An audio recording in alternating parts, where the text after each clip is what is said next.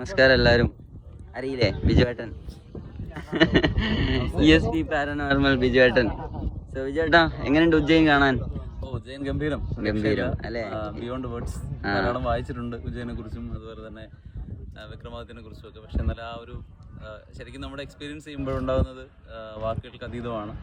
പ്രത്യേകിച്ച് ഹർഷത് മാതയിലുണ്ടായ എക്സ്പീരിയൻസ് നമുക്ക് ഒരിക്കലും പറഞ്ഞു തീർക്കാൻ കഴിയാത്തതാണ്.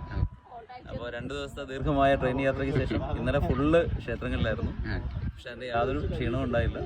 വല്ലാത്തൊരു എനർജിയാണ്. പിന്നെ എന്തായാലും എല്ലമാർക്കടെ യാഗം കൂടെ കഴിയുമ്പോൾ energy will be much higher. അതെ അതെ. അപ്പൊ ഇനിയും സ്ഥലങ്ങൾ പോകാനുണ്ട്. തീർച്ചയായിട്ടും. എല്ലമാർക്ക് മെമ്പേഴ്സിന്റെ കൂടെ എങ്ങനെയുണ്ട്?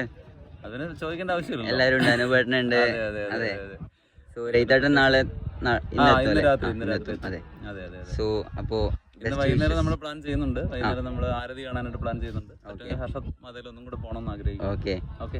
നമസ്കാരം ബിജുവേട്ടാ.